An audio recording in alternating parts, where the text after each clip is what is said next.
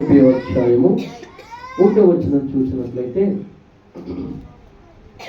యెహోవా వాక్కు ఇదే, లోబడని పిల్లలకు శ్రమ, పాపమునకు పాపము కూర్చుకొనున్నట్లుగా వారు నన్ను అడగక ఆలోచన చేయుదురు. నా ఆత్మ నియమింపని సంధి చేసుకుందరు. వారు నా నోటి మాట విచారణ చేయక ఫరో బలము చేత తమను తాము బలపరుచుకొనుటకును, ఐగుప్తు నీడను శరణజొచ్చుటకును ఐగుప్తునకు ప్రయాణము చేయుదురు. దేవునికి స్తోత్రం. హల్లెలూయా, హల్లెలూయా. ఆ మొదటి వచనం మరి ఒకసారి చూసినట్లయితే, యెహోవా వాక్కు ఇదే, లోబడని పిల్లలకు శ్రమ. యెహోవా వాక్కు ఇదే. యెహోవా ఆయన మాట్లాడుతూ ఉన్నాడు. ఏమని మాట్లాడుతూ ఉన్నాడో తెలుసా? లోబడని పిల్లలకు శ్రమ. సృష్టికర్తైన దేవాది దేవుని సన్నిధిలో ఆయన వాక్యం వింటున్న ప్రియమైన దేవుని సంగమా, మనము సృష్టికర్తైన దేవాది దేవునికి లోబడిన వారిగా ఉండాలి. ఆయన వాక్యానికి లోబడి ఉండాలి. ఆయన ఆజ్ఞలకు లోబడి ఉండాలి. ఆయన సన్నిధిలో లోబడి ఉండాలి. ఆయన ప్రతి వచనమును మనము గ్రహించి తెలుసుకొని దేవునికి భయం కలిగి, భక్తి కలిగి, శ్రద్ధ కలిగి దేవునికి లోబడి ఉంటే దేవుడు నిన్ను ఆశీర్వాదకరంగా మారుస్తూ ఉంటాడు. ఆశీర్వాదకరంగా నిన్ను మారుస్తూ ఉంటాడు. దేవునికి స్తోత్రం. హల్లెలూయా, హల్లెలూయా, హల్లెలూయా. దేవునికి లోబడకపోతే శ్రమల పాలైపోతూ ఉంటాం. శ్రమ అంటే ఏంటి? శ్రమ అంటే ఏంటి? నువ్వు తట్టుకోలేని బాధలు, ఊహించలేని శ్రమలు, రకరకాల శోధనలు, ఒకటి తర్వాత ఒకటి, ఒకటి తర్వాత ఒకటి, ఒకటి వెంబడి మరి ఒకటి, ఒకటి వెంబడి మరి ఒకటి, అది నిన్ను వెంబడిస్తూ ఉంటుంది, వెంబడిస్తూ ఉంటుంది. మనశ్శాంతి ఉండదు, స్థిరత్వము ఉండదు, నిలబడే స్థితి ఉండదు. దేవుని ఆరాధించలేని స్థితిలో ఉంటాం. దేవుని సన్నిధిలో నిలబడలేని స్థితిలో ఉంటాం. ఎందుకు నీకు ఆ శ్రమ తెలుసా? దేవుని వాక్యానికి విధేయత లేని ఎడల. దేవునికి స్తోత్రం. వాక్యాన్ని మనము గుర్తిరిగిన వారుగా ఉండాలి. దేవుని సన్నిధిలో నువ్వు క్రమము తప్పకుండా ఈ 2025 సంవత్సరం అంతా కూడా 365 దినాలు నువ్వు దేవుణ్ణి ఏ విధంగా ఆరాధించావు, ఏ విధంగా క్రమముగా నువ్వు దేవునిలో ముందుకు సాగావు, ఏ విధంగా ప్రార్థించావు, ఏ విధంగా దేవుడిని అడిగావు. దేవునికి స్తోత్రం. నీకు డిసెంబర్ నెలలో ఈ 11 నెలల రిజల్ట్స్ నీకు కనబడుతూ ఉంటాయి. అర్థమైందా మీకు? సంవత్సరం అంతా చదువుకునే బిడ్డలో వారు ఏప్రిల్లో ఎగ్జామ్స్ రాస్తూ ఉంటారు. అవునా కదండి? వారికి ముందర తెలుసు ఈ సంవత్సరం నేను రాసే పరీక్షలకు మంచి మార్కులు వస్తాయని. ఎందుకో తెలుసా? వారు మంచిగా చదివారు, క్రమముగా స్కూల్కి వెళ్ళారు, క్రమముగా కాలేజీకి వెళ్ళారు, ఉపాధ్యాయులు చెప్పిన పాఠాలు మంచిగా నేర్చుకున్నారు. పగలనగా, రాత్రనగా, అర్ధరాత్రి అనగా వారు ఏం చేశారండి? స్టడీ చేశారు. దేవునికి స్తోత్రం. వాళ్ళలో ఒక ధైర్యం ఉంది. నేను ఈ ఎగ్జామ్స్ రాస్తూ ఉన్నాను, 100కి 100 మార్కులు వస్తాయి అని ధైర్యం కోల్పోకుండా తల పైకెత్తుకొని వాడు ఎగ్జామ్స్ రాస్తూ ఉంటాడు. ఎటువైపు కాపీ కొట్టడం. ఎందుకో తెలుసా? శ్రమించాడు, కష్టపడ్డాడు. దేవునికి స్తోత్రం. రాత్రనగా పగలనగా చదివాడు. దేవునికి స్తోత్రం. హల్లెలూయా. వెళ్ళవలసిన దినాలన్నీ స్కూల్కి వెళ్ళాడు. దేవునికి స్తోత్రం. అశ్రద్ధగా లేడు, నిర్లక్ష్యంగా లేడు, అందుకే ధైర్యంగా ఉన్నాడు. దేవునికి స్తోత్రం. హల్లెలూయా. ఎగ్జామ్స్ రాశాడు. ఆ ఎగ్జామ్స్లో మంచి మార్కులతో ఫస్ట్ క్లాస్లో పాస్ అయ్యాడు. దేవునికి స్తోత్రం. హల్లెలూయా, హల్లెలూయా. తను అనుకున్నది తను సాధించాడు. ప్రియమైన దేవుని బిడ్డలమైన నీవు నేను కూడా ఏ ధైర్యంతో ఉన్నామో, ఏ ఆలోచనతో ఉన్నామో, ఏ తలంపుతో ఉన్నామో, దేవుడిని ఏ విధంగా ఆరాధిస్తూ ఉన్నామో, ఏ విధంగా క్రమం కలిగి ఉన్నామో, ఏ విధంగా దేవుని స్తుతిస్తూ ఉన్నామో, ఏ విధంగా దేవుని దగ్గర నీవు ఎగ్జామ్స్లో ఆ పరీక్షలో ఏ విధంగా నీవు మార్కులు సాధిస్తూ ఉన్నావో ఒకసారి మనం ఆలోచించినట్లయితే, గ్రహించినట్లయితే ఎవరికి వారు ఇక్కడ ఉన్న వారందరూ కూడా మీరు చేసిన స్టడీని బట్టి, మీరు చేసిన భక్తిని బట్టి, మీరు చేసిన ప్రార్థన బట్టి, మీరు వచ్చిన దేవుని మధ్యకి క్రమణం బట్టి ప్రియమైన దేవుని సంగమం, పరిశుద్ధాత్మ దేవుడు అంటున్నాడు, లోబడిన పిల్లలకు శ్రమ, లోబడిన పిల్లలకు శ్రమ. ఎవరైతే దేవునికి లోబడలేదో, ఎవరైతే దేవుని సన్నిధిని అశ్రద్ధ చేశారో, ఎవరైతే నిర్లక్ష్యంగా ఉన్నారో, ఎవరైతే గర్వంతో ఉన్నారో, ఎవరైతే అహంకారంతో ఉన్నారో, ఎవరైతే లోకం వైపు చూశారో, ఎవరైతే ఈ లోకాశల కొరకు ప్రయాసపడుతూ ఉన్నారో, ఎవరైతే దేవునికి దూరంగా ఉంటూ, దేవుని కృపకు దూరంగా ఉంటూ దేవుని ఆరాధించలేని స్థితిలో ఉంటున్నారో వారికి శ్రమ, శ్రమ, శ్రమ. దేవునికి స్తోత్రం. హల్లెలూయా, హల్లెలూయా. కాబట్టి ఈ ఉదయకాల సమయం ముందు ప్రియమైన దేవుడా, లోబడని పిల్లలకి శ్రమ. నువ్వు లోబడినే కుమార్తెగా ఉన్నావా, లోబడిని కుమారుడిగా ఉన్నావా? ఒకసారి నువ్వు గ్రహించుకుంటే దేవుని సమయాన్ని నువ్వు సద్వినియోగం చేసుకో. ఒక ఆదివారం, శుక్రవారం దేవుని సన్నిధికి వచ్చి దేవుడు నీకు ఇచ్చిన సమయాన్ని బట్టి నువ్వు ప్రార్థించినట్లయితే, మొరపెట్టినట్లయితే, కన్నీరు కార్చినట్లయితే, జరిగిన ఆ ఆరాధన క్రమంలో ఉన్న ఆ 2 గంటలు కూడా దేవుడు నువ్వు ఆరాధించినట్లయితే దేవుడు నిన్ను అంచులంచులుగా నిన్ను లేవనెత్తుతూ ఉంటాడు. క్షేమకరంగా దేవుడు నిన్ను సంతోషకరంగా, దీవెనకరంగా నిలబెడుతూ ఉంటాడు. ప్రియమైన దేవుడా, ఎందుకో తెలుసా? నువ్వు దేవునికి లోబడి ఉన్నావు, దేవుని సన్నిధిలో స్థిరంగా ఉన్నావు, నువ్వు ఉపవాస ప్రార్థనలో ఉన్నావు, దేవుని క్రమము తప్పకుండా దేవునిలో మొరపెట్టి అడిగావు, అప్పుడు నీవు ధైర్యంగా ఉంటావు. ఎందుకో తెలుసా? ఈ 12 నెలలు కూడా నేను దేవుని సన్నిధిలో దేవుడిని అడిగాను, దేవుడు నాకు ఇవ్వబోతూ ఉన్నాడు, నాకే భయం లేదని ఒక ధైర్యం నీకు ఉంటుంది. అదే నువ్వు ప్రార్థించకపోతే, దేవుడు నువ్వు అడగకపోతే, దేవుని సన్నిధికి రాకపోతే నీలో ఒక భయం ఉంటుంది. అనగదండి. క్రమం లేకుండా స్కూల్కి వెళ్ళే పిల్లోడు వాడు పరీక్షల్లో పాస్ అవ్వకపోతే అనుకుంటాడు, వాడు నేను సరిగా స్కూల్కి వెళ్ళలేదు, నేను సరిగా స్టడీ చేయలేదు, అందుకే నేను ఫెయిల్ అయిపోయాను. వాడు బాధపడ్డావు. అర్థమైందా మీకు? బాధపడ్డావు. వాడికి తెలుసు క్రమంగా స్కూల్కి వెళ్ళలేదు, క్రమంగా కాలేజీకి వెళ్ళలేదు, క్లాసులకు వెళ్ళలేదు, స్టడీ చేయలేదు, సరిగ్గా చదవలేదు. అదే క్రమంగా స్కూల్కి వెళ్ళి, కాలేజీకి వెళ్ళి, స్టడీ చేసి, రాత్రనగా పగలనగా చదివి ఎగ్జామ్స్ రాసిన తర్వాత ఫెయిల్ అయిపోయాడు అనుకోండి, ఎంత బాధపడుతూ ఉంటాడో, ఎంత బాధపడుతూ ఉంటాడో, ఎంత వేదన చెందుతూ ఉంటాడో. ప్రియమైన దేవుని, ఇది లోకంలో ఉన్నది రీతిగా మనం ఆలోచిస్తూ ఉన్నాం. కానీ దేవుడు అంటున్నాడు, నీవు నా ఎదుట శ్రమ పడినట్లయితే, నీవు నా సన్నిధిలో మొరపెట్టినట్లయితే, నీవు నా సన్నిధిలో కన్నీరు కార్చినట్లయితే, నీవు నా సన్నిధిలో నువ్వు మోకాళ్ళ అనుభవం కలిగి నువ్వు ప్రార్థించినట్లయితే, ఉపవాస ప్రార్థన చేసినట్లయితే, దేవుని సన్నిధిలో స్థిరత్వం కలిగి దేవుడు నువ్వు అడిగినట్లయితే, నీ వ్యాపారము, నీ ఉద్యోగము, నీ చేతి పనులు, నీ పిల్లల విధి, నీ పిల్లల పరిస్థితి, ఇదిగో నీ కుటుంబ భారము, ప్రతి విషయములో కూడా దేవుడిని అంచులంచులుగా లేవనెత్తుతూ ఉంటావు. ఎందుకో తెలుసా? నీవు దేవుని సన్నిధిలో ప్రయాసపడి దేవుణ్ణి వెతికావు, దేవుణ్ణి వెతికావు. నువ్వు దేవుడు నీ వైపు చూస్తూ ఉన్నాడు, నువ్వు దేవుని వైపు చూస్తూ ఉన్నావు, లోకం వైపు చూడలేదు, దేవుని వైపు చూసావు కనుక దేవుడు నీకు కావలసింది ప్రతిదీ కూడా ఆయన నీకు సమకూర్చే దేవుడు. దేవునికి స్తోత్రం. హల్లెలూయా, హల్లెలూయా, హల్లెలూయా, హల్లెలూయా. అటువంటి శ్రమల పాలు మనకు కాకుండా ఇకనైనా దేవుడు మనకు సమయం ఇవ్వబోతూ ఉన్నాడు. ఇకనైనా దేవుడు మనకి నూతన సంవత్సరములకు ప్రవేశించబోతూ ఉన్నాడు.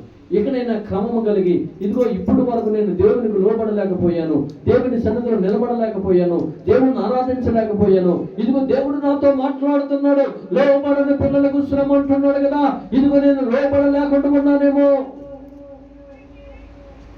దేవుని సన్నిధికి క్రమంగా వెళ్ళలేకపోతున్నానేమో, ఉదయకాలమును సాయంకాలమును ప్రార్థన చేయలేకపోతున్నానేమో, దేవుని సన్నిధికి సహాయం చేయలేకపోతున్నానేమో, దేవుని సన్నిధిని గుప్పులు విప్పలేకపోతున్నానేమో, ఇకనైనా సరే దేవుడు నాతో మాట్లాడుతున్నాడు. ఇదిగో నేను శ్రమల పాలు కాకుండా దేవుని ఆశీర్వాదం కొరకు నేను ప్రయాసపడిన వారుగా ఉంటాను, ప్రార్థించిన వాడుగా ఉంటాను.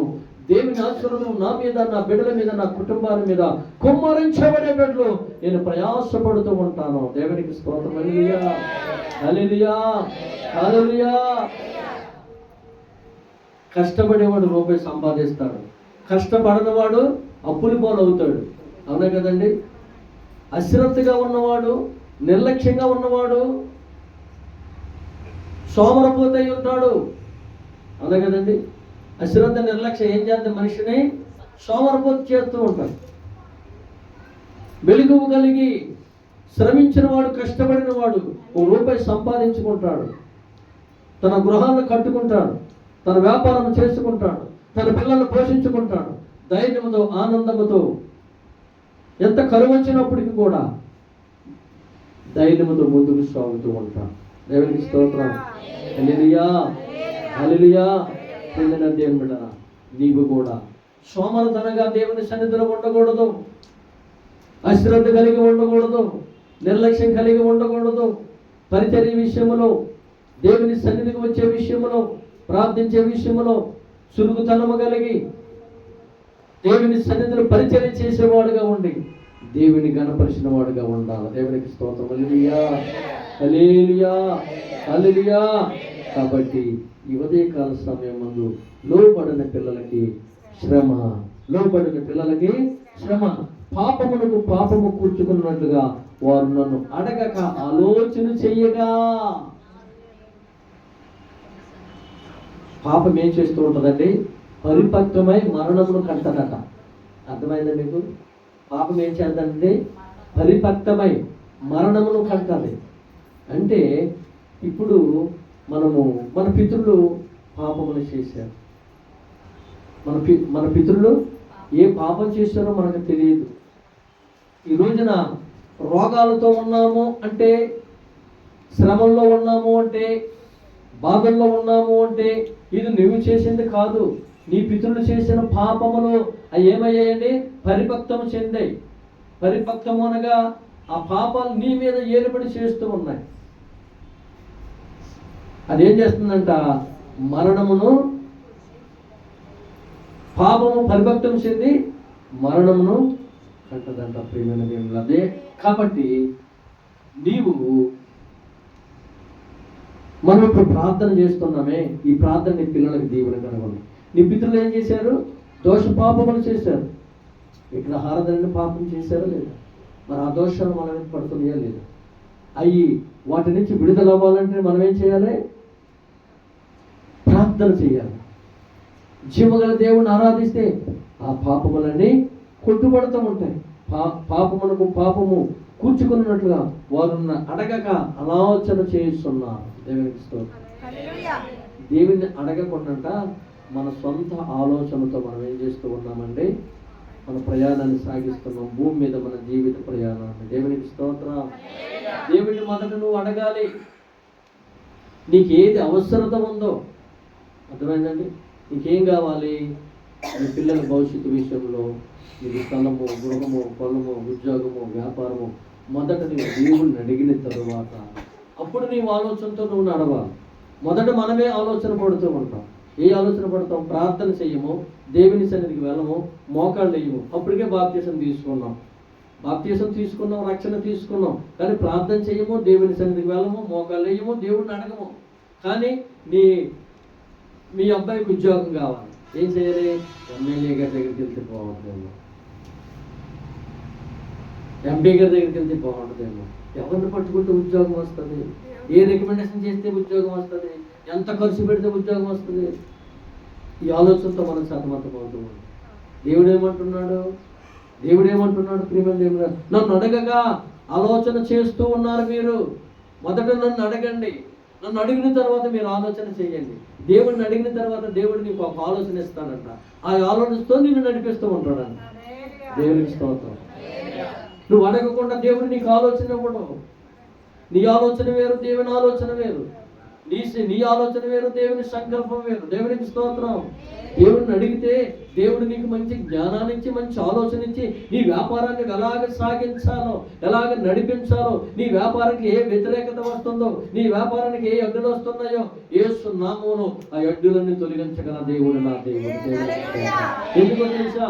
ఉదయం నువ్వు ప్రార్థన చేసావు, సాయంకాలం ప్రార్థన చేసావు, దేవుడిని అడిగావు, దేవా నా వ్యాపారము ఈ విధిలో ఉంది, ఈ స్థితిలో ఉంది, నా వ్యాపారం ముందుకు సాగలేకపోతుంది, ఇదిగో నాకు ఉద్యోగం రాలేని స్థితిలో ఉంది అని నువ్వు అడిగితే దేవుడు ఏ ద్వారము తెరవబోతున్నాడో దేవుడు నీకు మంచి ఆలోచన ఇచ్చి ఆ ఆలోచన చెప్పున నడిపిస్తూ ఉంటాడు. దేవునికి స్తోత్రం. హల్లెలూయా, హల్లెలూయా. దేవునికి మన ఆలోచన చెప్పకుండా, దేవుని అడగకుండా, దేవుని సన్నిధికి రాకుండా నువ్వు శతకోటి ప్రయత్నాలు చేసినప్పటికీ కూడా ఎటువంటి ప్రయోజనము ఉండదు, ఎటువంటి ప్రయోజనము ఉండదు.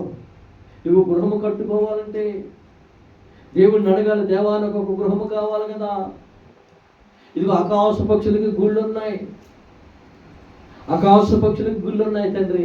మనుషు కుమారుల మరి మేము అయ్యా, మేము ఎంతో జ్ఞానం ఇచ్చావు, నీ రూపంలో నీ పోలిక చెప్పిన మమ్మల్ని పుట్టించావు, కానీ మాకు గృహము లేదు, మాకు మందిరము లేదు, మాకు స్థలము లేదు అని నీవు దేవుడిని అడిగితే దేవుడు నీకు విస్తారమైన సమృద్ధి అయిన వాటిని దేవుడు నీకు సమకూరుస్తూ ఉంటాడు. దేవునికి స్తోత్రం. ఆయన అంటున్నాడు, ఆకాశ పక్షులను పోషించేవాడిని మిమ్మల్ని పోషించలేనా నేను? అర్థమైందండి? ఏమంటున్నాడండి? ఆకాశ పక్షులను పోషించేవాడిని మిమ్మల్ని నేను పోషించలేనా? నా సన్నిధికి వస్తున్నావు కదా, నా సన్నిధిలో మోకాళ్ళు ఇచ్చి ప్రార్థిస్తున్నావు కదా, నాకు అర్పణ అర్పిస్తున్నావు కదా, నాకు కానుక ఇస్తున్నావు కదా, నిన్నెందుకు నేను విడిచిపెడతాను? నిన్ను నేను విడిచిపెట్టను. కానీ నువ్వు అశ్రద్ధగా ఉండొద్దు, నీ ఆలోచన చెప్పున నడవద్దు, నా ఆలోచన చెప్పున నడువు, నా సన్నిధిలో మొరపెట్టు, నన్ను అడుగు, నన్ను ప్రతిమలాడు, నా దగ్గర ప్రాగున్నాడు. నేను నీకు మంచి జ్ఞానము నుంచి నేను నడిపించగల సమర్థుడుగా నేను నడిపిస్తాను. దేవునికి స్తోత్రం. హల్లెలూయా, హల్లెలూయా. అడగక మునిపే నీ అక్కను తీర్చగల దేవుడు నేను. అడగక మునిపే అంటే నువ్వు అడగక ముందే నీ ఆలోచన ఆయనకు తెలుసు. దేవునికి స్తోత్రం. హల్లెలూయా. నీ గ్రహింపు తెలుసు, నీ తలంపులు తెలుసు, నీలో ఉన్న ఆలోచన తెలుసు, నీ అంతరంగము తెలుసు, నీ మనస్సు తెలుసు. దేవునికి స్తోత్రం. హల్లెలూయా, హల్లెలూయా, హల్లెలూయా. కాబట్టి ప్రియమైన దేవుడరా, మనం దేవునికి లోబడిన వారుగా ఉండాలి, ఆయన వాక్యానికి లోబడిన వారుగా ఉండాలి, ఆయన సన్నిధిలో విధేయత కలిగిన వారుగా ఉండాలి, ఆయన సన్నిధిలో క్రమము కలిగిన వారుగా ఉండాలి, ఆయన ప్రార్థించిన వారుగా ఉండాలి, ఆయనకు సమయం ఇచ్చిన వారుగా ఉండాలి, ఆయన సన్నిధిలో కన్నీరు కార్చిన వారుగా ఉండాలి. దేవునికి స్తోత్రం. హల్లెలూయా, హల్లెలూయా. నువ్వు మోకాళ్ళు వేసి ఒక్క అర్ధగంట, ఒక్క 10 నిమిషాలు హృదయపూర్వకంగా తండ్రిని గణపరిచి తండ్రిని అడిగితే నీకే శోధన, యేసు నామములో శోధన విడుదల కలుగును గాక, ఆ శ్రమ విడుదల కలుగును గాక, ఆ రోగం విడుదల కలుగును గాక, ఆ బాధల విడుదల కలుగును గాక, ఆ సమస్యలు విడుదల కలుగును గాక. యేసు నామములో నీ కుటుంబంతో యేసు నామములు దీవించబడుదురు గాక, నీ పిల్లలు దీవించబడుదురు గాక, నీ వ్యాపారం దీవించబడును గాక, నీ పిల్లలు దీవించబడుదురు గాక. దేవునికి స్తోత్రం. నువ్వు దేవుడిని అడుగుతుంటే ఎంత ధైర్యంగా ఉంటావో తెలుసా? ఎందుకో తెలుసా? ఒక అధికారిని అడిగాను, ఎవరై అధికారి? నువ్వు ఆరాధిస్తున్న దేవుడు. ఈ లోకాధికారులు వేరు, ఈ లోకాధికారులు వేరు. సృష్టికర్తైన దేవాది దేవుడు ఈ ప్రపంచానికి అధికారి అయి ఉన్నాడు. ప్రపంచ దేశాలకి, ప్రపంచ నాయకులకి, ప్రపంచంలో ఉన్న అధికారులకి ఆయన దేవుడై ఉన్నాడు, ఆయన అధికారి అయి ఉన్నాడు. ఆయన నువ్వు అడిగినట్లయితే, ఆయన ఎదుట నువ్వు శిరస్సు వచ్చినట్లయితే, ఆయన ఎదుట నువ్వు మోకాళ్ళు వేసినట్లయితే, మొరపెట్టినట్లయితే, ప్రార్థన అనంతరము దేవుడు ఆ కార్యమును ఆయన అసాధ్యములకు దేవుడై ఉన్నాడు. దేవునికి స్తోత్రం. హల్లెలూయా, హల్లెలూయా. ఎన్నో సాక్ష్యాలు ఐపీఎస్ చదివిన వారు, ప్రివెంటివ్ కలెక్టర్లు, ప్రధానమంత్రులు, ముఖ్యమంత్రులు, నిజంగా ఎంతోమంది సినీ యాక్టర్లు వారి సాక్ష్యాలు వింటూ ఉంటే వారి దగ్గర ధనము లేదా, బలము లేదా, పలుకుబడితనము లేదా, మరి ఎందుకు కావాల్సి వచ్చింది వారికి? దేవుడు కావాలి ప్రతి మానవుడికి. దేవుడు లేకపోతే ఆ గృహం ఏ విధంగా ఉంటుందో తెలుసా? అపవాది ఏలుబడి చేస్తూ ఉంటుంది. ఏ విధంగా వేలుబడి చేస్తూ ఉంటుందో తెలుసా? మనశ్శాంతి లేకుండా రోగాలతో వేలుబడి చేస్తూ ఉంటుంది. ఎంత ధనం వచ్చినప్పటికీ కూడా కనిపించలేని స్థితిలో ఉంటుంది. ఎన్ని శ్రమలు వచ్చినప్పటికీ కూడా నిజంగా వారు తట్టుకోలేని స్థితిలో ఉంటారు. దేవునికి ఇష్టం. మీకు ఏదైనా చిన్న సమస్య వచ్చిందనుకో, ప్రార్థన చేసే ఎక్కువ కనుక నా దేవుడు నాకు తోడుగా ఉన్నాడు, నాకేం భయం లేదు. ఎందుకు తెలుసా? నా యజమానుడు నాకు తోడుగా ఉన్నాడు, నా అధికారి నాకు దేవుడిగా ఉన్నాడు. నా తండ్రి నేను ప్రార్థిస్తాను, నాకు ఎందుకయ్యా ఈ శ్రమ వచ్చిందని, నాకు ఎందుకయ్యా ఈ బాధ వచ్చిందని, నాకు ఎందుకయ్యా ఈ రోగం వచ్చిందని నా అధికారిని నేను అడుగుతాను. నాకేం భయం ఉండదు. ఎవరు ధైర్యంగా ఉంటారు? ఎవరు ధైర్యంగా ఉంటారు చెప్పండి. దేవునికి స్తోత్రం. హల్లెలూయా. దేవుని మీద ఆధారపడిన వారు ధైర్యంతో ఉంటారు ఎల్లప్పుడూ. నీ ఇంట్లో ధనము లేకపోయినా, నీకు బలము లేకపోయినా, నీకు స్థలము లేకపోయినా, నీకు ఇల్లు లేకపోయినా, గృహము లేకపోయినా నువ్వు ధైర్యంగా ఉంటావు. ఎందుకో తెలుసా? ఈ సృష్టిని సృష్టించిన దేవుడిని నువ్వు ఆరాధిస్తూ ఉన్నావు. దేవునికి స్తోత్రం. నువ్వు ఎక్కడికి వెళ్ళినప్పటికీ కూడా ధైర్యంగా మాట్లాడుతూ ఉంటావు. ప్రియమైన దేవుళ్ళరా, ఎందుకో తెలుసా? రాత్రి అనక పగలనక ప్రార్థన చేస్తూ ఉన్నావు కనుక నీలో ఒక ధైర్యం ఉంటుంది. నీలో ఒక ధైర్యం ఉంటుంది. ఒక కార్యం ఏదైనా జరగకపోయినా, నీ కుటుంబంలో చిన్న సమస్య వచ్చినప్పటికీ కూడా ఉదయం ప్రార్థన చేసావు, మధ్యాహ్నం ప్రార్థన చేసావు, సాయంత్రం ప్రార్థన చేసావు, దినానికి 3 సార్లు ప్రార్థన చేసావు. ఇంకా నువ్వెందుకు బలహీనంగా ఉంటావు? నువ్వెందుకు అధైర్యంతో ఉంటావు? నీకు తెలుసు 3 దినాలు నేను ప్రార్థన చేస్తూ ఉన్నాను, ఈ సోదరు నాకు ఎటువంటి భయం లేదు అన్న ధైర్యం నీలో ఉంటాను. దేవునికి స్తోత్రం. నువ్వు ఆరాధిస్తున్న దేవుడు ఆయన మహిమ గల దేవుడై ఉన్నాడు. సృష్టికర్త అయిన దేవాది దేవుడు, ఈ లోకానికి అధికారి అయిన దేవుడిని నువ్వు ఆరాధిస్తూ ఉన్నావు. ఆశామాష దేవుడు కాదు, నువ్వు ఆరాధిస్తున్న దేవుడు. దేవునికి స్తోత్రం.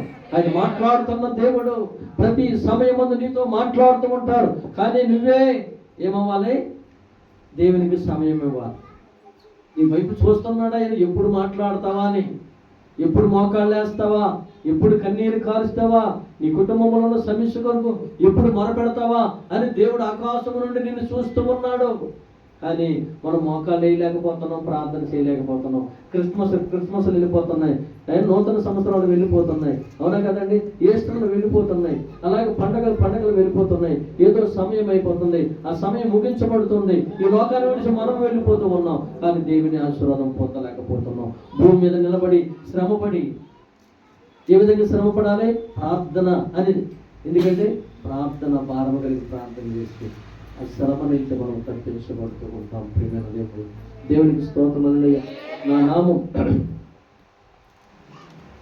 నన్ను అడగక అనాలోచన చేయదురు, నా ఆత్మని నీ వెంబడి సంధి చేసుకుందురు.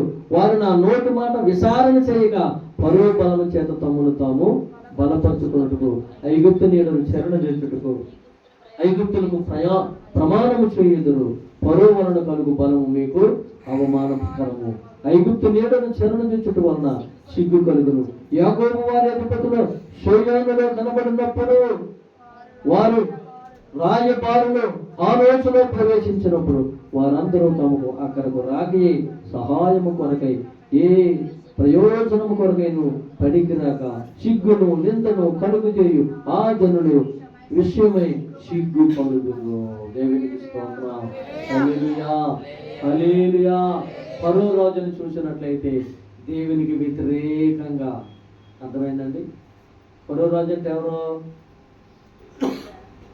ఫరో రాజు. ఇశ్రాయేలు ప్రజలు ఫరో రాజు దగ్గర బానిసలుగా ఉన్నారా? వాళ్ళకి నాయకుడిగా మోషేను పంపించాడా? మోషే అక్కడ అద్భుత కార్యములు, ఆశ్చర్య కార్యములు, దేవుని స్తుతించి దేవుని కార్యాలు చూపించాడా? కానీ నేను రాజుని, నేను బలమైన వాడిని, నేను శక్తి గలవాడిని, నిజంగా నా బలం ఏంటో చూడని నిజంగా ఆ ఇశ్రాయేలు ప్రజల మీద, మోషే మీద ఎన్నో కార్యాలు చేశాడు. కాడకి దేవుని కార్యాలు ఏ విధంగా ఉన్నాయో తెలుసా? ఆ ఎర్ర సముద్రము 2 పాయలుగా చేసినప్పుడు,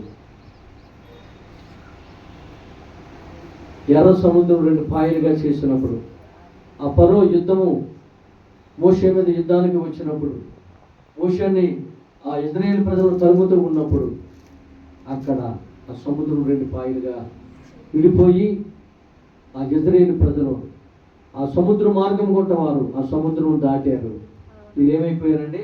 ఆ సముద్రంలో వారు పడిపోయి చనిపోయారు. దేవునికి స్తోత్రం. పరువు రథములు ఏమైపోయాయి? ఆ సముద్రంలో కొట్టుకుపోయాయి. వారి ఆలోచనలు ఏమయ్యింది? అది దేవుని సంకల్పము కాదు. క్షణం కూడా మోసే ప్రార్థన చేసేవాడు. అర్థమైందండి? అడుగడుగును ప్రార్థన చేసేవాడు.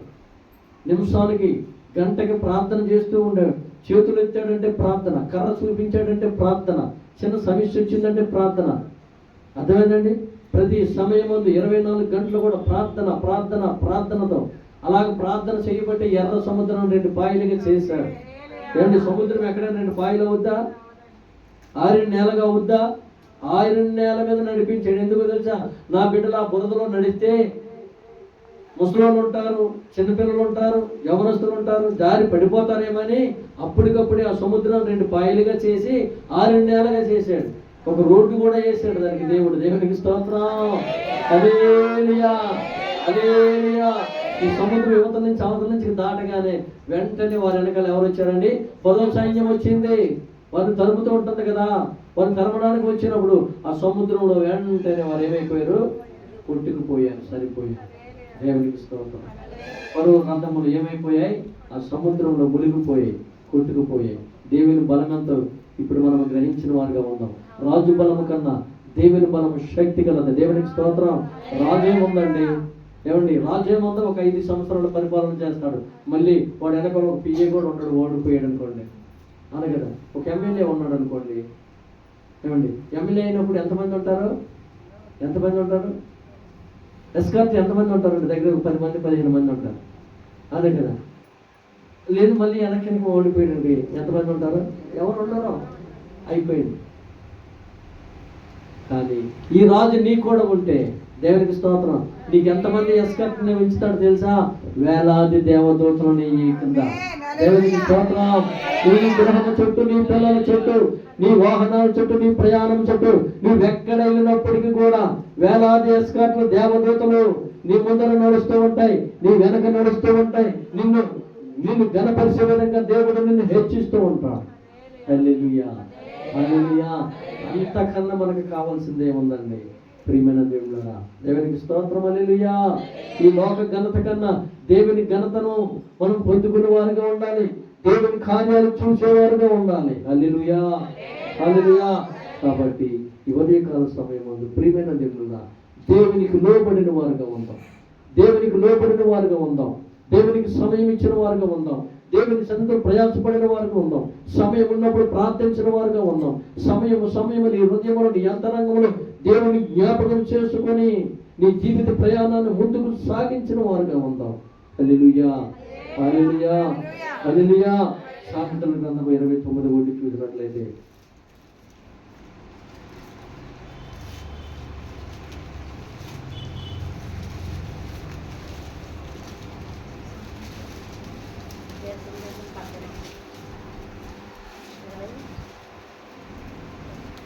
సామెతల గ్రంథము 21వ అధ్యాయము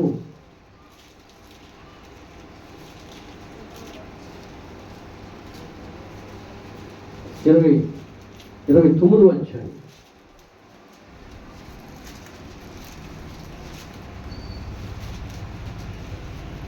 9వ వచనం చూద్దాం.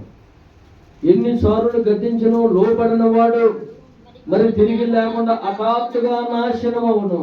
దేవునికి స్తోత్రం. ఒకసారి చదవండి వచ్చిన. ఎన్నిసార్లు గద్దించను లోబడిన వాడు మరి తిరిగి లేకుండా హఠాత్తుగా నాశనమగును. దేవునికి స్తోత్రం.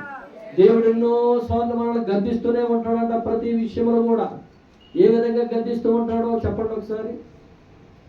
ఏ విధంగా గద్దిస్తూ ఉంటాడో, ఏ రోజున గద్దిస్తూ ఉంటాడో ఎలాగండి? వాక్యం ద్వారా మనల్ని గద్దిస్తూ ఉంటాడు. ఇప్పుడు అన్నాడు కదా, లోబడిన పిల్లలకు శ్రమ అంటే నిన్ను గద్దిస్తూ ఉన్నాడు, మనల్ని గద్దిస్తూ ఉన్నాడు, సేవకులు గద్దిస్తూ ఉన్నాడు, విశ్వాసులు గద్దిస్తూ ఉన్నాడు. మనం దేవునికి లోబడిన వారికి ఉండాలి. ఇక్కడ 29వ వచనం 1వ వచనం చూసినట్లే, ఎన్ని చారులు గద్దించను లోబడిన వాడు మరి తిరిగి లేకుండా హఠాత్తుగా నాశనమగును. ఈ 365 దినాలు కూడా, ఈ 12 నెలలు కూడా దేవుడు మనల్ని గద్దిస్తూనే వచ్చాడు. మనం రక్షణ తీసుకున్న కాంచి ఇప్పటి వరకు దేవుడు గద్దిస్తూనే ఉన్నాడు. ప్రతి దినము మాట్లాడుతూనే ఉన్నాడు, ప్రతి క్షణము మాట్లాడుతూ ఉన్నాడు, ప్రతి సంవత్సరం మాట్లాడుతూ ఉన్నాడు, వాగ్దానాలతో మాట్లాడుతూ ఉన్నాడు, వాక్యంతో మాట్లాడుతూ ఉన్నాడు, ఆదివారం సేవకులు వాక్యం ద్వారా మాట్లాడుతూ ఉన్నాడు, ప్రదే పక్షాలు మనకు తెలియజేస్తూ ఉన్నాడు. కానీ మనము లోబడుతున్నామా? గ్రహిస్తూ ఉన్నామా? వెలుగు కలిగి ఉన్నామా? ప్రార్థించిన వారుగా ఉన్నామా? దేవుని మాట వినేవారుగా ఉన్నామా?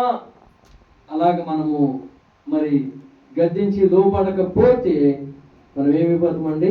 తిరిగి లేకుండా హఠాత్తుగా నాశనం అవుతాము. ఇప్పుడు దేవుడు గద్దిస్తూ ఒకేసారి నాశనానికి గురైపోతామని. ఆ నాశనం ఏ విధంగా ఉంటుందో తెలుసా? తట్టుకోలేని స్థితిలో ఇంకా నువ్వు కోలుకోలేవు. దేవుడు గద్దిస్తే, దేవుడు శపిస్తే, దేవుడు నీ వైపు చూస్తే, ఆ గద్దింపుకి లోపడకపోతే హఠాత్తుగా నాశనము మన మీదకి వస్తుంది. తట్టుకోలేని స్థితిలో మరణిస్తాం. దేవునికి స్తోత్రం. హల్లెలూయా, హల్లెలూయా, హల్లెలూయా, హల్లెలూయా. ప్రియమైన దేవుని సంగమా, ఇకనైనా మనము గ్రహించిన వారుగా ఉందాం, దేవునికి లోబడిన వారుగా ఉందాం. ఎందుకో తెలుసా? ఆయన ఆకాశమును భూమిని సృష్టించిన దేవుడు. ఆయన గాలికి, నీరుకి, సముద్రం మీద ఆయన అధికారం గల దేవుడు. నీ మీద అధికారం గల దేవుడు. ఈ సృష్టి మీద అధికారం గల దేవుడు. ప్రతి జీవరాశి మీద అధికారం గల దేవుడు. సూర్య చంద్ర నక్షత్రం మీద అధికారం గల దేవుడు. నీ అధికారిని నీ గద్దించినప్పుడు, నీతో మాట్లాడినప్పుడు నువ్వు లోబడి ఉండాలి, నువ్వు క్రమము కలిగి ఉండాలి. దేవునికి స్తోత్రం. లోబడకపోతే, గర్వంతో ఉంటే, అహంకారంతో ఉంటే, బిరిచితనముగా ఉంటే, పొగరబొట్టుతనముగా ఉంటే ఏదో ఒక సమయము నాశనము రాబోతూ ఉంటుంది. ఆ సమయంలో మనము నాశనానికి గురైపోతాం. దేవునికి స్తోత్రం. హల్లెలూయా, హల్లెలూయా. రక్షణ తీసుకున్న నీవు, దేవుని సన్నిధికి వచ్చిన నీవు, దేవుని వైపు చూస్తూ, ప్రార్థిస్తూ, మొరపెడుతూ, సమయాన్ని సద్వినియోగం చేసుకొని దేవుని సన్నిధిలో అడుగుతూ దేవుని కార్యాలు చూసేవాడుగా ఉండాలి. దేవునికి స్తోత్రం. హల్లెలూయా, హల్లెలూయా. ఆయన దెయ్యాల మీద అధికారం గల దేవుడైనా, దెయ్యాలు ఆయన మాటలు ఉంటాయట, మనం ఆయన మాట వినలేదు.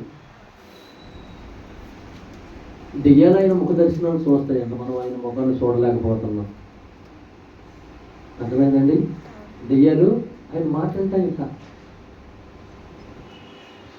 అవి దేవుని దగ్గరికి వెళ్ళి మనం చేసుకుంటాయ్యా, అయ్యా నేను ఫలానా గ్రామంలో ఉంటున్నాను, తెమ్మనేడు గ్రామంలో, నాకు 3 పూట్ల ఆహారము సమకూర్చేవాడు నీవే, మమ్మల్ని పోషించేవాడు నువ్వే.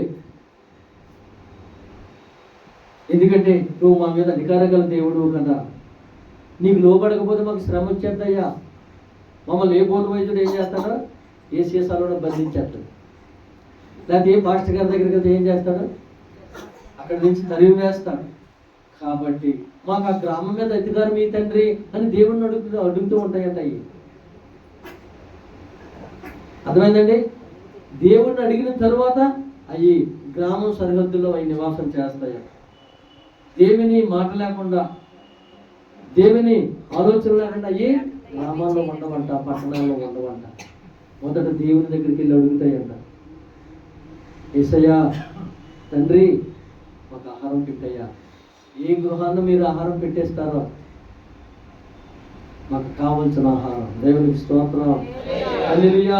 వెళ్ళి ఎవరి మీద పడతాయి, వాళ్ళు ఏం చేస్తారండి, ఎంత ఉడకబెట్టి అక్కడ పోస్తారే అవి వాటికి ఆహారం. వాటికి ఆహారం లేకపోతే అవి మీద పడతాయి. అర్థమైందా మీకు? దేవునికి స్తోత్రం. హల్లెలూయా, హల్లెలూయా. కాబట్టి ప్రియమైన దేవుడా, ఆయన సృష్టి మీద అధికారం గల దేవుడు, ఆయన సముద్రాలు పర్వతాల మీద అధికారం గల దేవుడు, నీ మీద నా మీద అధికారం గల దేవుడు. అధికారికి మనం లోబడి ఉండాలి, అధికారికి లోబడి ఉండాలి, అధికారి మాట వినేటట్లు ఉండాలి. దేవుని మాటకు లోబడిన వారుగా ఉండాలి. శ్రమల నుంచి తప్పించబడిన వారుగా ఉండాలి. అలాగే శోధన నుంచి తప్పించబడిన వారుగా ఉండాలి. దేవునికి స్తోత్రం. హల్లెలూయా, హల్లెలూయా. యోహాను సువార్త 10వ అధ్యాయము 17వ వచనం చూసినట్లయితే,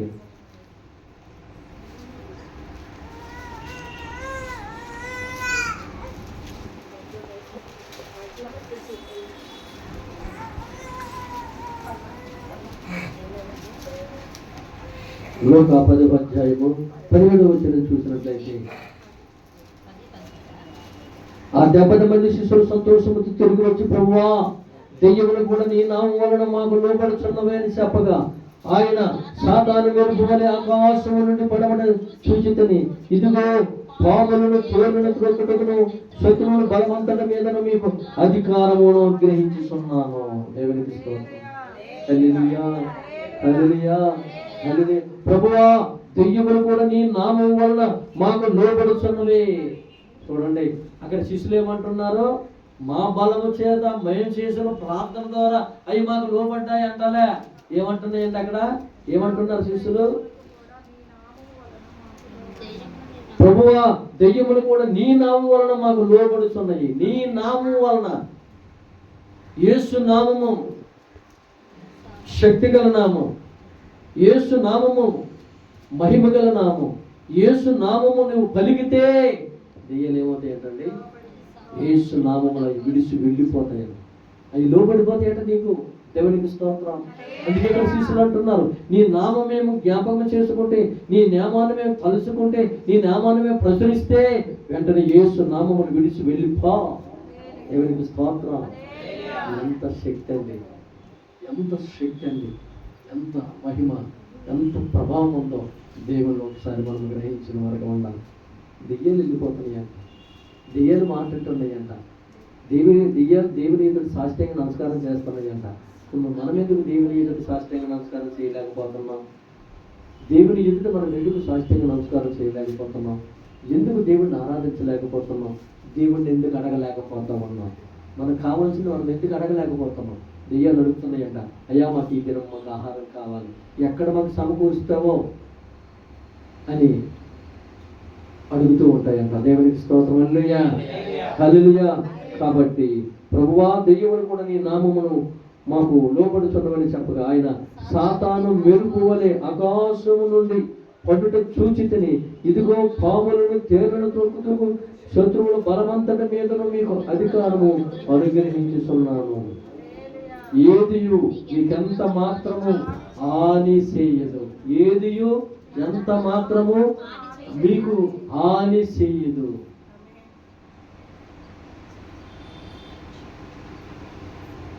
యేసు నామాన్ని స్మరిస్తే మీకు ఏ హాని చేయదు. ఏ సాతాను మిమ్మల్ని వెంబడించదు. ఏ రోగము మీకు రాదు, ఏ శోధన రాదు, ఏ బాధ రాదు, ఏ కష్టము రాదు. ఎందుకో తెలుసా? నేను నా నామం పేరిట మీకు అధికారాన్ని ఇచ్చాను. రక్షణ తీసుకున్న ప్రతి ఒక్క బిడ్డకు కూడా దేవుడు అధికారం ఇచ్చాడంట. మీకు ఏ అధికారం ఇచ్చాడు? ఏ అధికారం ఇచ్చాడండి? తేలును త్రొక్కుడుకును, నాగుపాములను, త్రేలు త్రొక్కుడుకును శత్రువుడు బలవంతం మీద మీకు అధికారం అనేది. ఏదియో మీకు ఎంత మాత్రం హాని చేయదు. అయినను దెయ్యములు మీకు లోబడుచున్నవని సంతోషింపగా మీ పేరును పరలోకమందు రాయబడి ఉన్నదని సంతోషించడని వారు తోచిస్తారు. మీకు నాగుపాముల మీద, భుజంగముల మీద, దెయ్యముల మీద, ఈ లోకములు ఏదైతే మిమ్మల్ని హాని చేస్తుందో వాటి మీదకి నేను మీకు అధికారాన్ని ఇచ్చాను. దేవునికి స్తోత్రం. మనం వినియోగించుకోలేకపోతున్నాం. మనం వినియోగించుకోలేకపోతున్నాం. బాప్తిసం తీసుకున్న తరువాత కూడా తాళ్ళు కట్టించుకోవడానికి వెళ్తున్నారు. బాప్తిసం తీసుకున్న తర్వాత కూడా కాళ్ళకి తాళ్ళు కడుతూ ఉన్నారు. అంటే దానికి బలహీన పడిపోయాం మనం. అర్థమైందా? వాటికి దేవుడు మనకు అధికారం ఇస్తే మనం ఏం చేస్తున్నాం? మన అధికారాన్ని దానికి ఇచ్చేస్తున్నాం.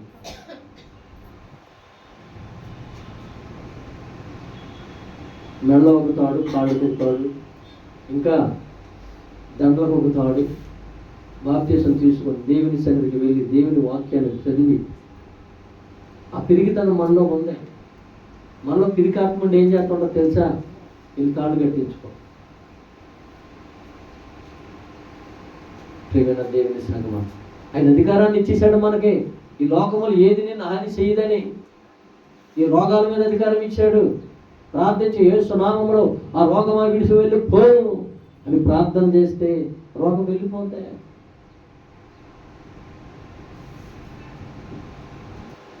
కాళ్ళ నొప్పులు, మోకాళ్ళ నొప్పులు, కళ్ళ నొప్పులు, కీళ్ళ నొప్పులు యేసు నామములో నువ్వు ప్రార్థన చేస్తే దేవుడు వాటి నుంచి విడుదల చేస్తాడు. నువ్వు ప్రార్థన చేయకుండా ఏం విడుదల అవుతుంది?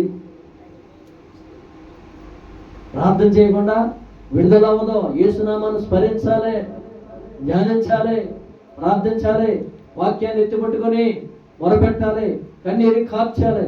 యేసునామములో విడుదల కలుగును గాక. ఆమేన్, ఆమేన్, ఆమేన్. మొదట మనం ఎక్కడికి పరిగెడుతూ ఉంటామంటే హాస్పిటల్కి పరిగెడుతుంటాం. అప్పు అయిపోయినా పర్వాలేదు. డాక్టర్ను ముందర సంప్రదిస్తాం, దేవుడిని సంప్రదించము, దేవుడిని సంప్రదించము, దేవుడిని జ్ఞాపకం చేసుకోము, యేసునామాన్ని స్మరించము. మొదట హాస్పిటల్ వైపు చూస్తాం, మంత్రిగల వైపు చూస్తాం, భూత వైద్యుల వైపు చూస్తాం. ప్రియమైన దేవుళ్ళారా, దేవునికి లోబడని పిల్లలకు శ్రమ. లోబడమని చెప్తూ ఉన్నాడు, అడగమని చెప్తూ ఉన్నాడు, బ్రతిమలాడమని చెప్తూ ఉన్నాడు, వెతకమని చెప్తూ ఉన్నాడు. వెతకక మునిపే నీ అక్కర్ను తీరుస్తానంటున్నాడు, అడగక మునిపే నీ అక్కర్ను తీరుస్తానంటున్నాడు. దేవునికి స్తోత్రం. హల్లెలూయా, హల్లెలూయా, హల్లెలూయా. నిన్ను ఎత్తుకుంటాను, సంఘాన్ని పెట్టుకుంటానని ఆయన వాగ్దానాలు ఇస్తూ ఉన్నాడు. నిన్ను అరిచేతిలో చెప్పుకున్నాను అంటున్నాడు. మరి అరిచేతిలో చెప్పుకుంటే మనకి ఈ రోగాలు ఎందుకు అంటే మనం వినియోగించుకోలేకపోతాం. అయ్యా నువ్వు నీ అరిచేతులు నన్ను చెక్కుకున్నానన్నావు కదా, అవును కదండి. నీ చంకను ఎత్తుకున్నానన్నావు కదా, నాకు ఈ రోగం ఏంటయ్యా అని నువ్వు దేవుణ్ణి పట్టుకొని అడుగుతున్నావా, గద్దిస్తున్నావా?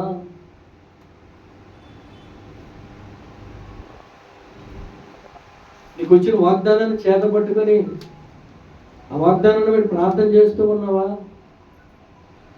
అందరికి పెన్నెలమ్మ గారు వాగ్దానం ఏమని ఇచ్చారు నీకు? ఏ వాగ్దానం అండి అది? నీకు బుద్ధియు వివేకమును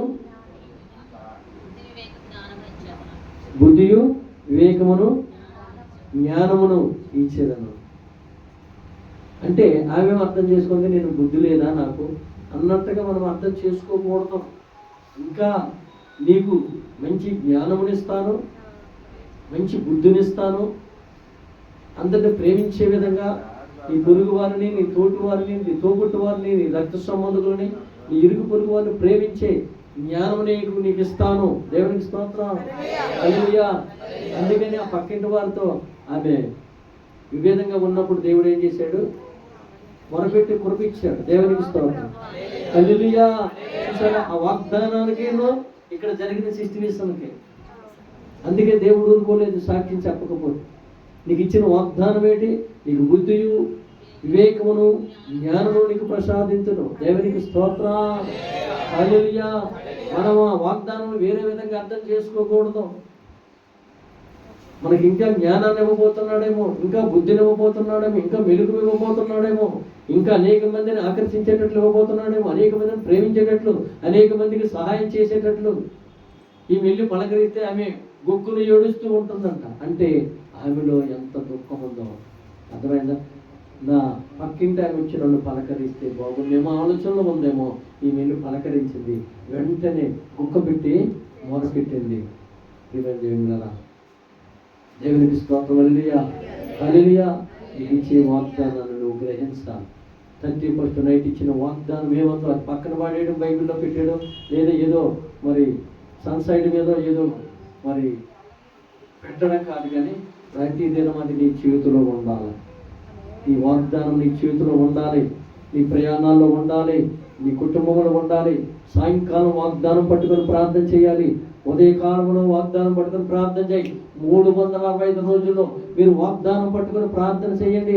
అది జరగకపోతే ఈ టెన్షన్ విడిచిపెట్టి వెళ్ళిపోతుంది.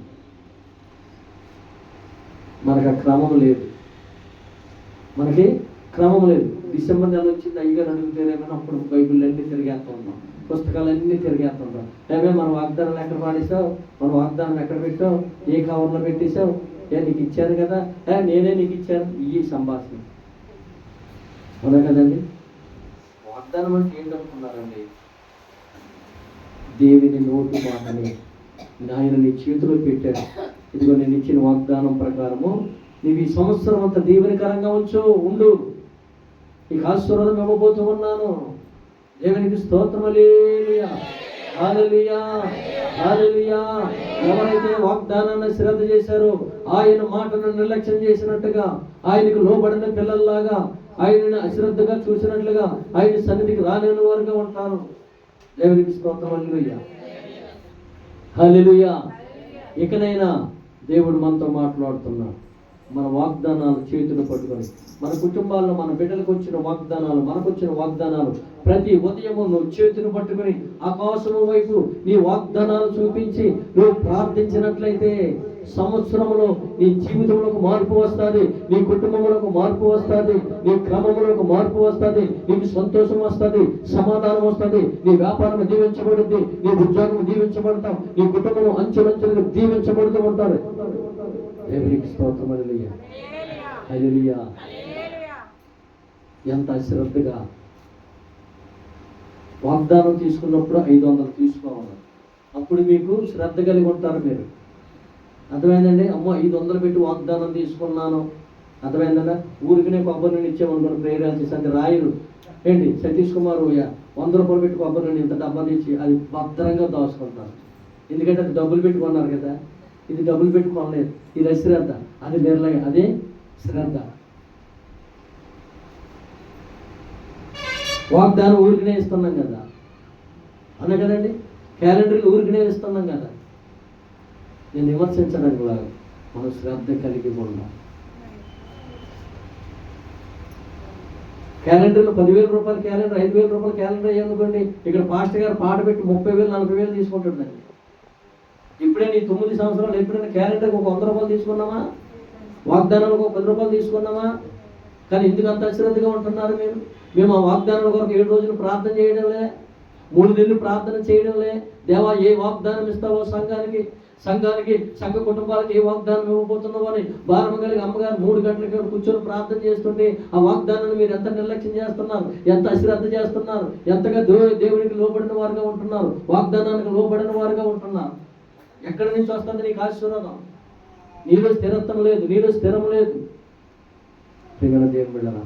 దేవుని వాగ్దానం నీ చేతికి వచ్చేటప్పుడు, ఆ వాగ్దానం నువ్వు చదివినప్పుడు, దేవా నాకు ఈ వాగ్దానం ఇచ్చావయ్యా 2026లో, ఈ సంవత్సరం అంతా కూడా నీ ఆశీర్వాదం, నీ దీవెనతో నేను నింపబడేటట్టు నేను ప్రార్థన చేస్తానయ్యా అనే వాగ్దానాన్ని నీ ఆభరణాలు దాచుకున్నట్లుగా, నీ వస్తువులు దాచుకున్నట్లుగా, నీ చీరలు నీ బట్టలు దాచుకున్నట్లుగా ఆ వాగ్దానాలు దాచుకునే కృప నీకు ఉండాలి కదా.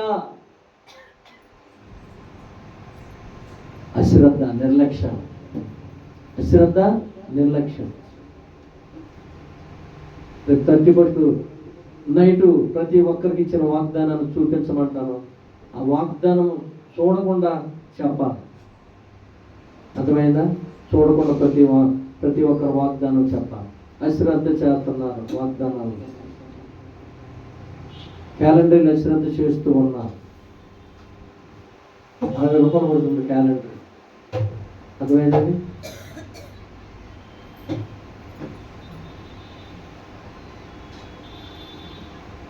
Praise Lord. దేవునికి స్తోత్రం. హల్లెలూయా, హల్లెలూయా, హల్లెలూయా.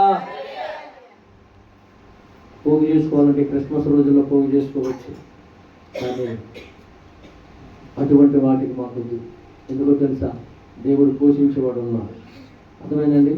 క్యాలెండర్కి ఒక రేటు, వాగ్దానాలకు ఒక రేటు, ఇంకా కావాల్సిన వాటికి కొన్ని రేట్లు పెట్టి వసూలు చేసుకోవచ్చు. ఓకే, పోషించే దేవుడు ఉన్నాడు, నడిపించేవాడు ఉన్నాడు, ఆదరించేవాడు ఉన్నాడు. అర్థమైందండి?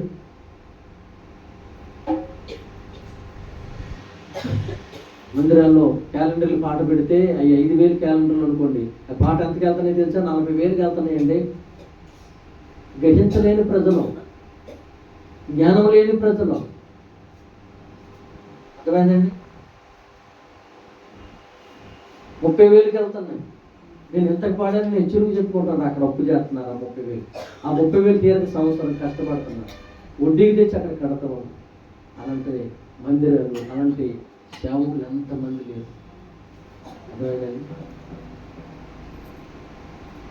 దేవుడా, దేవుడు ఆయన ఇచ్చిన వాగ్దానం మనం ఏం చేయాలి? డబ్బులు కమ్ముకునే వారుగా ఉండకూడదు. వాగ్దానం అంటే ఏంటి? వాగ్దానం అంటే ఏంటి? దేవుని వాక్యం అమ్ముకునే వారుగా ఉంటావా? ఈ 9 సంవత్సరాలు ఎంతోమంది అయ్యా క్యాలెండర్ పాటు వద్దయ్యా, మా సంఘము మధ్య తరగతి కుటుంబాలు వాళ్ళని నేను ఇబ్బంది పెట్టే స్థితికి రానివ్వను. అర్థమైందండి. వచ్చిన దాంట్లోనే సంతోషంగా క్రిస్మస్ చేసుకుంటాం, ఇచ్చిన దాంట్లోనే సంతోషంగా ఆనందంగా క్రిస్మస్ చేస్తాం. దేవునికి స్తోత్రం. హల్లెలూయా, హల్లెలూయా. అప్పు చేసి చేయమన్నాడు దేవుడు క్రిస్మస్. ఆర్భాటాలకు వెళ్ళమన్నాడు దేవుడు క్రిస్మస్. లైటింగ్లు ఫుల్గా పెట్టి గంతులు వేయమన్నాడు దేవుడు క్రిస్మస్. ఈ హృదయంలో దేవుడిని ఆరాధించు. క్రిస్మస్ అంటే ఏంటండి? క్రిస్మస్ అంటే క్రీస్తుని ఆరాధించడం. ఆరాధన ఏ విధంగా ఉందో నీ హృదయంలో, నీ గృహంలో, నీ మందిరంలో, నీ సేవకుల్లో ఆరాధన ఏ విధంగా జరుగుతూ ఉంటుందో, ఏ ప్రవక్తలు కలిగి నీ సేవకుడు ఉంటున్నాడో, ఏ విధంగా నీ సేవకుడు వసూలు చేసుకుంటున్నాడో ఇవన్నీ గమనించాలి విశ్వాసులు. క్రిస్మస్కి 5,000 10,000 వసూలు చేసుకొని పోగు చేసుకుని సేవకుడిగా ఉండకుండా వాక్యము ద్వారా బలపడిచిన వాడుగా ఉండాలి. వాక్యము ద్వారా నిలబడిన వాడుగా ఉండాలి. యేసు నామములో ఆ జరుగుతున్న ఆ క్రిస్మస్ పండగ హృదయ అంతరంగమునంచి రావాలి. ఆరాధన చేసినప్పుడు కన్నీరు కార్చి, దేవా ఈ లోకమును నువ్వు జన్మించావు, ఇదిగో నేను ఆరాధన చేస్తూ ఉన్నానని కన్నీరు కార్చి అంగలార్చి ఆరాధన చేస్తే అదే ఘనమైన క్రిస్మస్. దేవునికి స్తోత్రం. హల్లెలూయా, హల్లెలూయా, హల్లెలూయా. అంగుడు ఆర్భాటం కాదు క్రిస్మస్ అంటే. అర్థమైందమ్మా? ప్రియమైన దేవుని సన్నిధి, దేవుని సన్నిధికి కావాల్సిందే తెలుసా? ఆయన హృదయం కావాలి. ఇప్పుడైతే నీ హృదయాన్ని ఇచ్చావో నువ్వు ఘనమైన క్రిస్మస్ చేసినట్టు. దేవునికి స్తోత్రం. హల్లెలూయా. అయ్యా మరి మన క్రిస్మస్ ఎలా జరుపుకోవాలి? ఉన్నంత దాంట్లోనే జరుపుకోవాలి. అర్థమైందండి? అనే కదా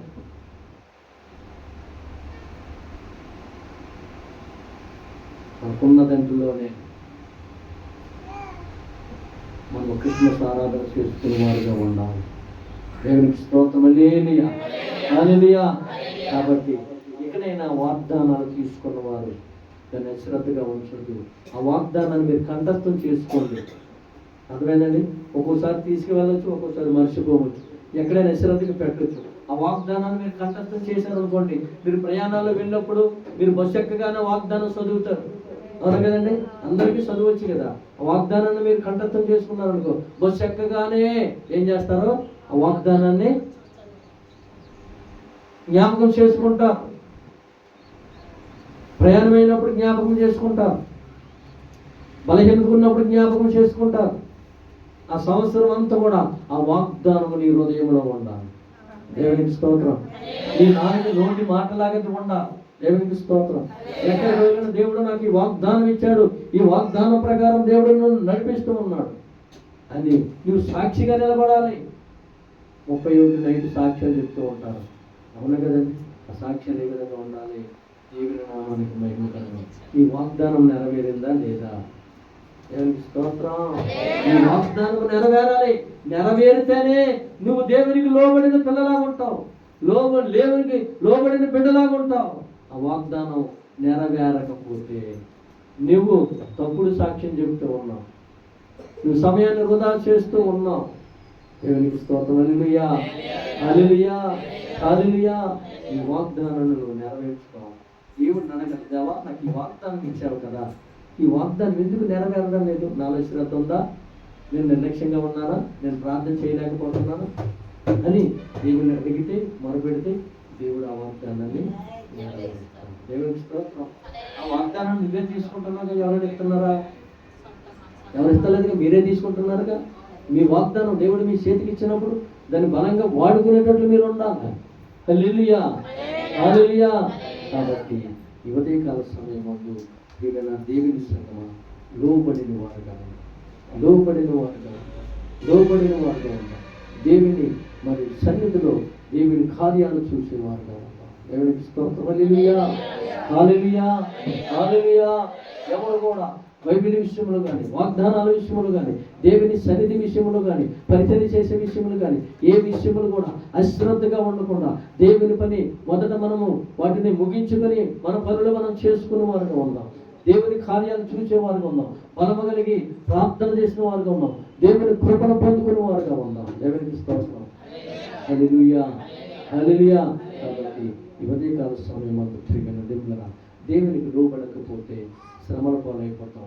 కాబట్టి దేవునికి లోబడిన వారుగా ఉండి, దేవునికి దగ్గరగా ఉండి, దేవుని కార్యాలు చూసేవారు ఉండాలని ఈ ఉదయకాల సమయం ముందు దేవుడిచ్చిన ఈ వర్తమానాన్ని బట్టి ఆ దేవాది దేవునికి మహిమ, ఘనత, ప్రభావాలు చెందునుగాక.